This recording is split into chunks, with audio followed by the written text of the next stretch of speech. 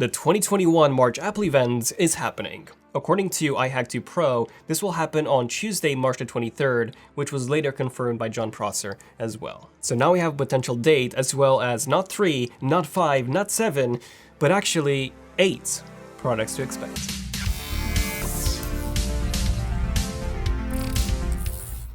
Okay, so at number 1, we have the AirTags, for which I predict a 90% chance of happening in March. You all probably know what these are. We've even made a bunch of videos. In fact, we've made one just last month, which I highly encourage you to watch, as we went through how the AirTags actually work and how they encrypt the data to make sure that you're the only one who knows where your lost item is. Not even Apple knows. And since then, Jon Prosser has once again said that the AirTags are indeed coming in March. Jon has previously said that the AirTags would come in November for sure, but they didn't. They also didn't come out alongside iOS 14.3 either, like he predicted. But from my understanding, this was all caused by the whole COVID pandemic, and just the fact that different countries have had different restrictions put up in place around November time, which did push the release schedule. We've also heard from Ming-Chi Kuo that the AirTags would launch in 2021, and March is indeed the most likely candidate. Speaking of this, love to dream, a leaker who's been very accurate in the past claimed back in October that there were 2 sizes of a particular device coming out soon. Now, he's usually really cryptic with his leaks.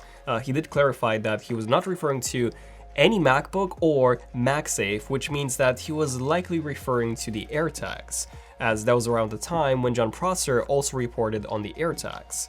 And if they have similar sources, all of this would make a lot of sense. Now, in terms of those 2 sizes, these could be something similar to what Samsung is currently doing, where they have the regular model of the Galaxy SmartTag, and then they will be launching a Galaxy SmartTag Plus, so more premium and more expensive model, which will include that ultra-wideband technology for even better tracking. I do hope that Apple won't actually split the features that way, and if they do indeed launch 2 models, I would hope that one of them is a standard model, and then the other one, instead of being a premium model, it is just a different form factor that would fit better in places like your wallet, for example. Kind of like the regular Tile and then the Tile Slim.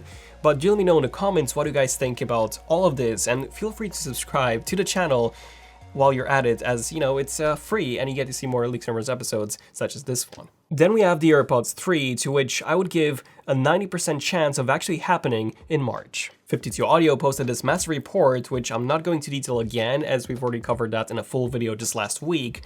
But what you need to know is that these AirPods are said to have a smaller case than the Pros, they are said to be cheaper than the Pros, and have a lot of the features that the Pros already have, like supposedly having active noise cancelling as well as spatial audio, which would pretty much make the AirPods Pros worthless if this 52 Audio report is correct, so I don't think that they will be that good, but still, all reports are pointing towards a redesign happening, with the AirPods 3 indeed looking almost identical to the AirPods Pros. Definitely make sure to check our full video here, because that's where we cover that full 52 Audio report and all the design differences, the sound quality, noise cancelling, even removable ear tips, and yeah, definitely give that video a watch. Then we have the iPad Pro, for which I predict a 100% chance of happening at the March event. And that's because out of all devices mentioned in this video, this is the one that we've seen the most amount of reports on, from Ming-Chi Kuo, Mark Gurman, Jon Prosser, and many more,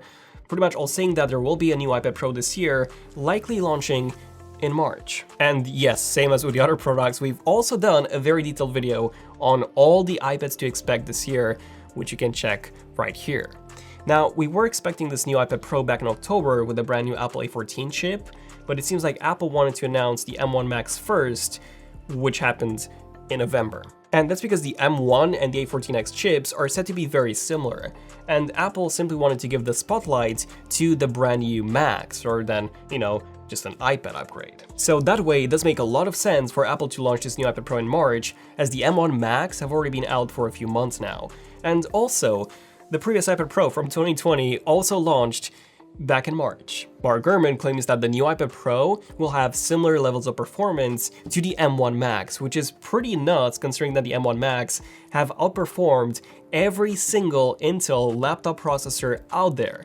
Yes, including Intel's flagship 10980HK. Imagine how crazy it would be to have an iPad that's just 5.9mm thin that can outperform an Alienware laptop, CPU-wise, without using any fan to cool it down.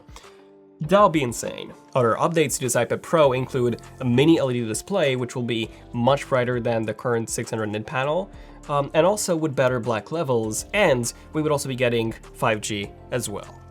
Now, I'm currently using the 2018 iPad Pro myself, and I'm very happy with that. So I personally do not see myself upgrading to the 2021 model, but I do see that mini LED display being a big reason to upgrade for most people that have older iPads, or even for people that haven't really tried or had an iPad at all, and they want to get a Pro to use that as their main computer, which is totally doable, by the way. Video on that here. Next up, we have the 9th generation iPad, and I would give this a 90% chance of being launched in March. And that's mostly because number one, we've seen a lot of recent reports on this new 9th generation iPad, and then number two, Apple usually reserves March for devices that are aimed towards students, so lower end devices usually. 2020 was an exception because of COVID, but up until then, March was when Apple launched the iPad Air 3, the iPad Mini 5, as well as the 5th and 6th gen entry-level iPads. The only reason why I'm a bit unsure here is that we only got the 8th generation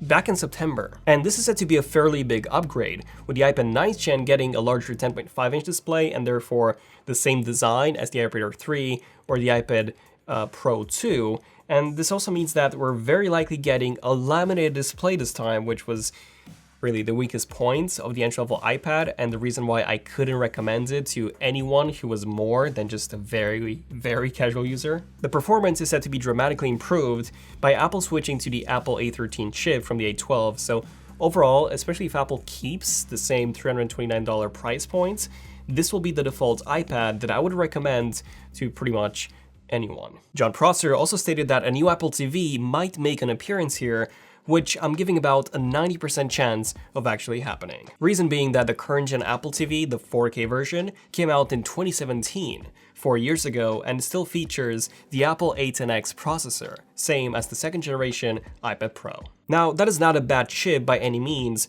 but rumors are saying that Apple wants to focus more on the gaming side of things, with the new Apple TV, with potentially launching their own gaming controller as well. And if they want to do that, a spec bump to the Apple TV is heavily required. We don't really know what processor this will feature, but I think that would be pretty safe to assume that it would be at least the Apple A12Z processor, if not even the Apple A14.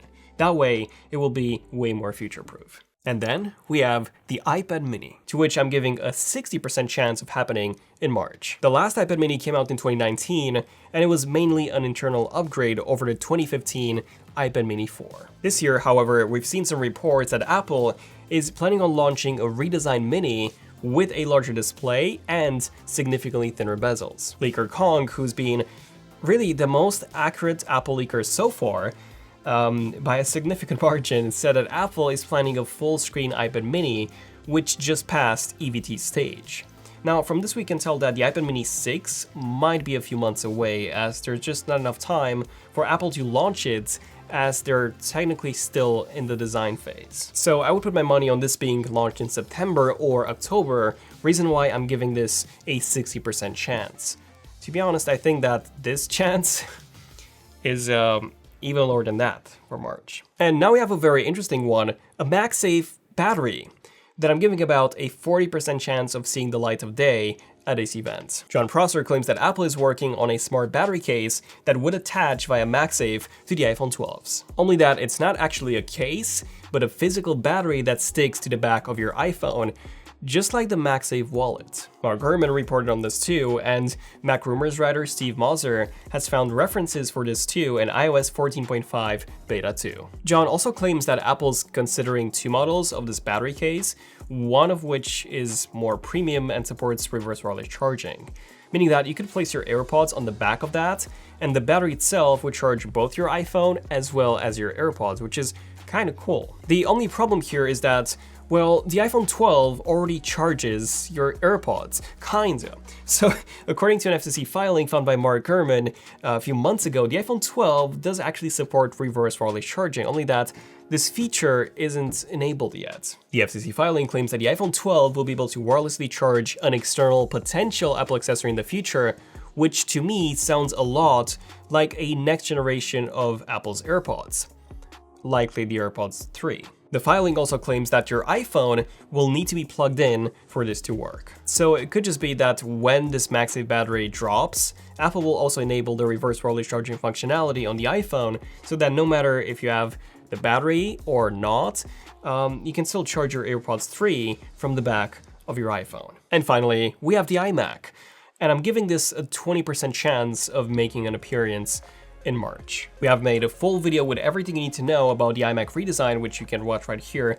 And long story short, an Apple Pro display-like design, this is what we'll be getting, significantly better performance with Apple switching to their own custom CPU and very likely custom GPU as well, and then also colors. A few of them. But since we haven't had any reputable sources saying that it will come out in March, I really doubt that it will. So I would put my money on this happening in October or June at the earliest at WWDC 2021. Personally, I'm excited for the iMac the most out of all of these devices, not because I'm getting one, because I won't. Well, we will be getting one for videos and stuff like that, but I won't be using one because I'm a MacBook guy. But the thing is, I'm really excited to see the improvements in terms of the design and the performance from the previous gen Intel iMac. Like, those improvements in both cases will be massive. But let me know in the comments, which device are you excited for the most out of all the ones that I've talked about? If you have enjoyed this video, give it a like, and definitely subscribe for more Leaks and Rumors episodes like this one, and more in-depth tech videos like this one hopefully was. So, thank you for watching, I'm Daniel, and I'll see you guys in the next one. It's Enough Tech, signing out. Cheers.